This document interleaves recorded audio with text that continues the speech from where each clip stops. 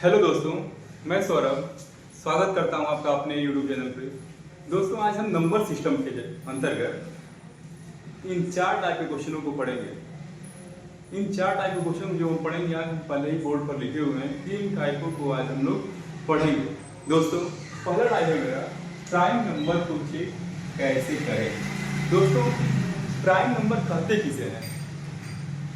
पिछले पार्ट में, first part में मैंने प्राइम नंबर के बारे में बताया था। उसमें मैंने बताया था कि प्राइम नंबर उन संख्याओं को कहते हैं जो एक से बड़ी होती है। अर्थात क्या एक से बड़ी सभी को हम कह देंगे? नहीं, एक से बड़ी हम उन संख्याओं को प्राइम नंबर कहेंगे जो स्वयं से और एक से विभाजित होती है। दोस्तों, प्राइम नंबर को हम अभाज्य संख्या या ऋण संख्या भी कहते हैं। इसे चेक करने का कौन सा तरीका है? कैसे हम इसे चेक करेंगे कि कोई संख्या अभाज्य संख्या है या नहीं है? दोस्तों, इसके लिए आइए देखते हैं कैसे हम इसे देखेंगे। जैसे हमारे सामने एक मैंने संख्या लिया है 19, छोटी संख्या लिया है हमने। तो क्या करना होगा आपको? सबसे पहले आपको इसे ये देखना होगा कि ये किस संख्या के वर्ग के पास में है। अर्थात ये देखिए, ये किन किन दो संख्याओं के वर्गों के बीच में है। जैसे ये क्या हो गया? 4 का वर्ग कितना होता है? 16। और 5 का वर्ग कितना होता है? 25। 5 का वर्ग 25। यानी हमने क्या देखा? एक 4 हो गया और एक 5। तो इस 5 को लीजिए, एक अधिक, यानी जो भी उसका वर्ग होगा, जिस भी वर्ग के पास में वो होगा, उसमें से बड़े वाले संख्या को लेंगे और उससे छोटी, यानी इससे छोटी जो भी अभाज्य संख्याएं होंगी, जैसे यहां पर क्या क्या होगा? 2, 3, उससे छोटी जो भी अभाज्य संख्या होगी, उससे ये संख्या यदि कटेगा तब तो भाज्य संख्या होगा। यदि नहीं कटेगा तब वो संख्या अभाज्य संख्या होगा। दोस्तों, एक और उदाहरण देखते हैं। जैसे एक संख्या है 239। 239 दूसरा क्वेश्चन है मेरा, क्या 239 एक अभाज्य संख्या है या नहीं? तो इसके लिए भी क्या करना होगा आपको? इसको भी देखना होगा कि किन दो संख्याओं के वर्गों के बीच में, यानी इसका आपको वर्गमूल निकालना होगा। जब भी आप इसका वर्गमूल निकालेंगे तो ये देखेंगे कि किन दो संख्याओं के बीच में है। यानी ये हमने देखा कि 15 का वर्ग 225, 16 का वर्ग 256 होता है। यानी ये किन दो संख्या के बीच में है? 15 और 16 के बीच में। यानी इससे बड़ी संख्या है। यानी कौन सी संख्या लेंगे हम? 16। तब हम 16 से छोटी जो भी अभाज्य संख्या होगी उन सबको लेंगे। जैसे 2, 3, 5, 7, 11, 13, 14, 15 तो होगा ही नहीं, क्योंकि वो भाज्य संख्या होती है। यानी हम 2, 3, 5, 7, 11, 13 इन सबसे भाग दे करके देखेंगे। यदि इन सभी संख्याओं से ये कटेगा, किसी से भी एक अगर कट जाएगा तो ये भाज्य कहलाएगा। लेकिन अगर नहीं कटेगा तो वो अभाज्य कहलाएगा। तो भाग देकर के हम देख सकते हैं ये सम है, ये विषम है, कंफर्म नहीं कटेगा। 3 के लिए क्या होता है? आप भाग दीजिए, 3 7 21, 2 3 7 21, 9 3 12, 2 14, ये तब भी नहीं कट रहा है। विभाज्यता का नियम से आप चेक कर सकते हैं इससे। 5 में अंतिम में 0 और 5 नहीं कट रहा है। 7 से 7 3 21 नहीं कट रहा है। 11 से नहीं कटेगा। 13 से नहीं कट रहा है। यानी हम ये कह सकते हैं कि ये जो 239 है वो क्या होगा? एक अभाज्य संख्या होगा। उम्मीद करते हैं आपको ये समझ में आया होगा कि कैसे हम इस अभाज्य संख्याओं को चेक करेंगे कि वो अभाज्य है या नहीं। क्या करना होगा? आपको उस दी गई संख्या का वर्गमूल निकालना है और उससे छोटी जो भी अभाज्य संख्याएं होंगी उससे भाग देना है। भाग देने के बाद क्या भाग देना है? उससे छोटी कौन सी संख्या भाग देना है? उससे छोटी दी गई अभाज्य संख्याओं से, यानी जो भी वर्ग आया है, यानी जो भी वर्ग आएगा उससे छोटी जो भी अभाज्य संख्याएं होंगी उससे भाग देना है। यदि विभक्त होगा तब वो अभाज्य नहीं होगा, वो भाज्य होगा। विभक्त नहीं होगा तो वो अभाज्य कहलाएगा।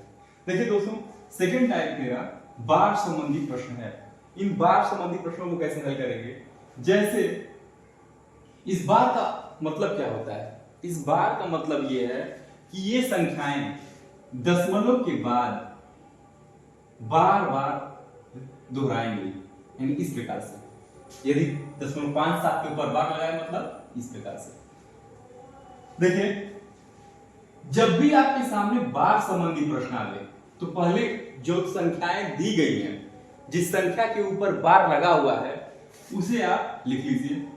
जैसे 57.57 के ऊपर बार लगा हुआ है तो मैंने इसे 57 लिख दिया। ठीक, अब जितनी संख्याओं के ऊपर बार लगा होगा उतना ही इसके हर में, यानी भिन्न के नीचे की तरफ, यानी हर में हम उतना 9 लिखेंगे। जैसे इस प्रश्न का उत्तर क्या होगा? 57/99, यानी 57/99। सेकेंड क्वेश्चन देखिए, यदि आपके सामने 1.27 यानी 27 के ऊपर बार लगा हुआ है, यानी कैसे लगाएंगे इसे? 1 + 27 यानी 27 को अलग कर लेंगे, जो 27 मैंने लिखा हुआ है, और उसके हर में क्या कर लेंगे हम? 99 मैंने कर दिया। ठीक, आगे देखिए, दशमलव नहीं रहेगा यहाँ पे, 27/99। अब क्या करेंगे आप? इसके लिए 99 बन जाए 99, यानी 99 × 99, और ये 27 जोड़ देंगे तो कितना होगा? 126/99। 126/99। अगर इससे छोटा हो जाएगा, यदि इससे छोटा होगा तब तो छोटा करेंगे, नहीं अगर होगा तो छोड़ देंगे। जैसे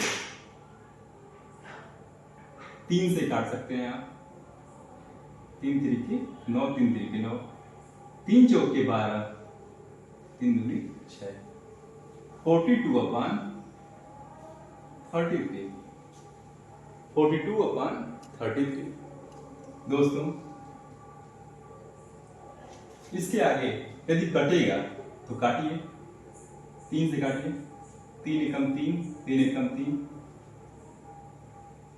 3 बन जाए 3, 3 4 जा 12, यानी 14/11, यानी क्या हो गया? 11 एकम 11, कितना आएगा? 1/3/11, यानी इसका आंसर क्या होगा? 1 सही 3/11। दोस्तों, बार के तीसरे प्रश्न में यहां पर लिखा हुआ है 2.136, यानी जिस 36 के ऊपर यहां पर बार लगा हुआ है। कैसे हल करेंगे इसे? देखिए, 2 को अलग कर लीजिए और 0.136 को अलग कर लीजिए। ठीक, अब क्या करेंगे आगे? देखिए, 2 को उतार लीजिए, 136 को उतार लीजिए।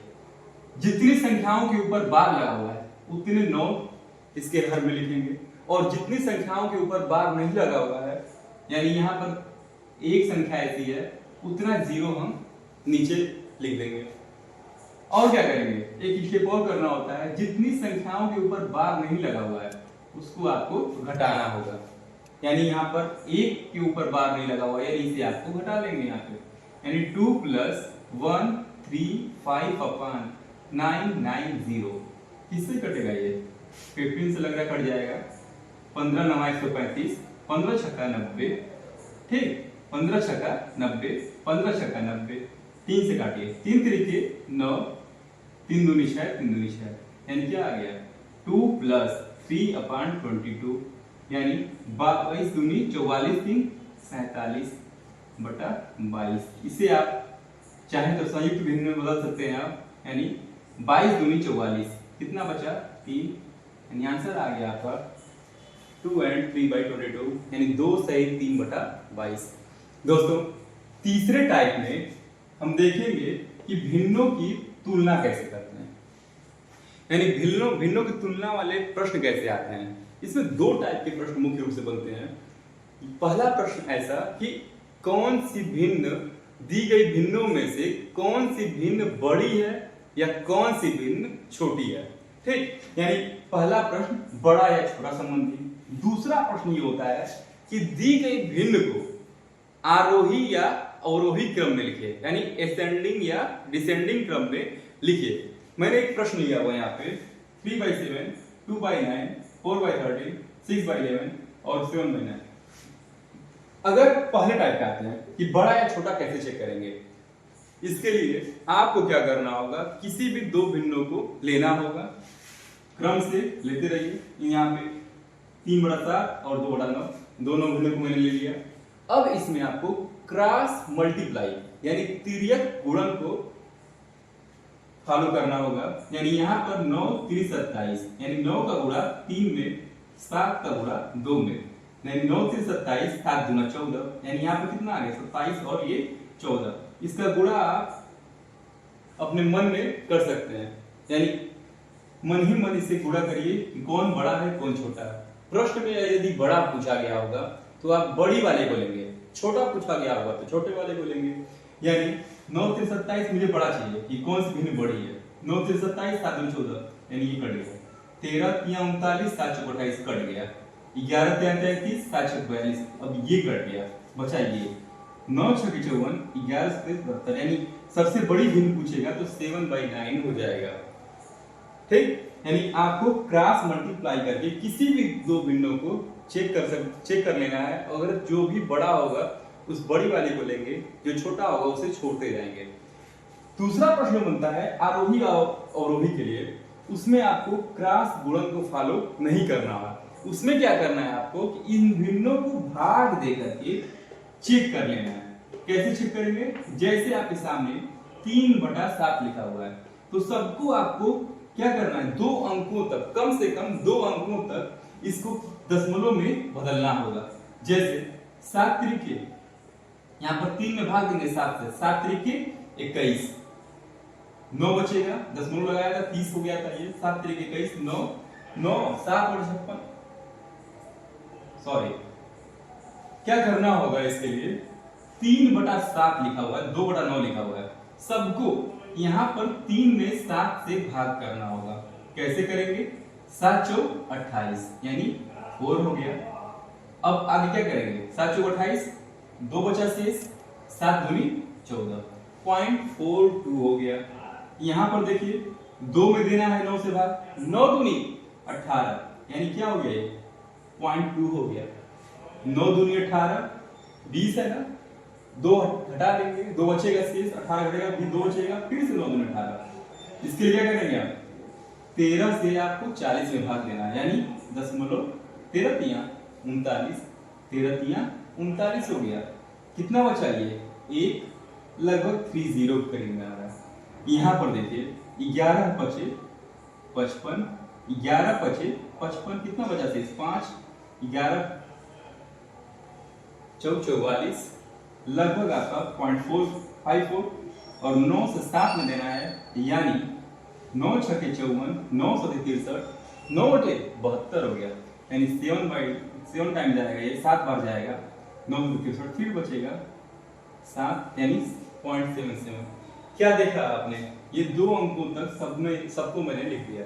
अगर आपको आरोही पूछेगा, आरोही का मतलब ये होता है कि बढ़ते क्रम में, तो सबसे पहले आपको छोटी भिन्न को लिखना होगा, यानी इन सब में सबसे छोटी भिन्न यहाँ वाली है, यानी ये 1 नंबर पे आएगा, फिर ये वाला दूसरे नंबर पे आएगा, फिर ये तीसरे नंबर पे आएगा, ये चौथे नंबर पे आएगा, और ये भिन्न जो होगी वो 5वें नंबर पे आएगी। यानी इस तरीके से ये आरोही क्रम में हो जाएगा। मैंने बताया भिन्नों की तुलना में 2 प्रश्न बनेंगे, एक बड़ा और एक छोटा, यानी कौन बड़ा है कौन छोटा है छांटने के लिए। दूसरा प्रश्न बनता है कि इसे आरोही या अवरोही क्रम में लिखेंगे।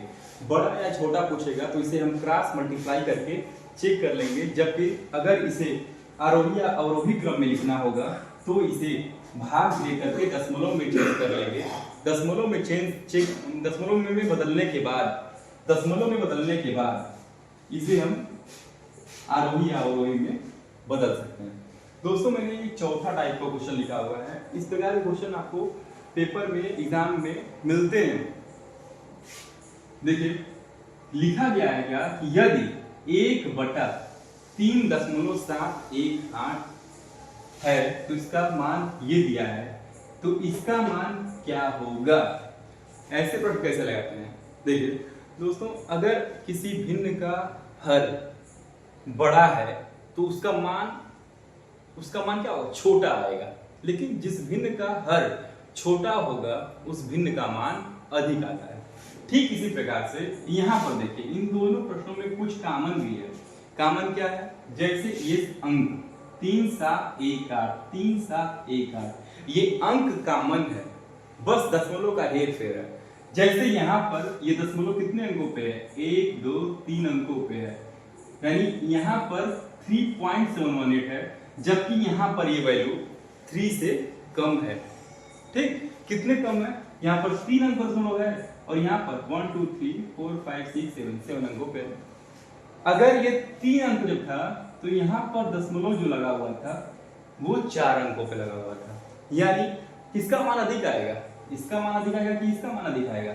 जिसका हर बड़ा है उसका मान छोटा होगा, जिसका हर छोटा है उसका मान भी बड़ा होगा। यानी कंफर्म ये है कि ये मान और ये मान ये तो नहीं हो सकता। ठीक, ये तो नहीं हो सकता। क्या होगा, जितने अंकों पे दशमलव इसमें बाईं ओर खिसका है, इसके मान में दशमलव जो होगा वो दाहिनी ओर खिसकेगा।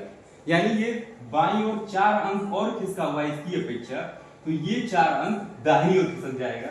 वो कौन सा है, देखिए 1 2 3 4, यानी 9 के बाद दशमलव आना चाहिए था।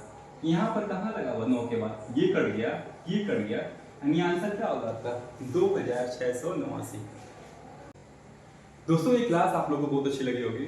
उम्मीद करते हैं इन प्रश्नों को आपको समझ में भी आया होगा। इन पे आपको पेपर में क्वेश्चन दिए गए मिले होंगे। यदि कोई भी कंफ्यूजन होता है तो आप कमेंट करिए, जो भी दिक्कतें होंगी फिर हम अगले क्लास में इसे सॉल्व करने का प्रयास करेंगे। धन्यवाद।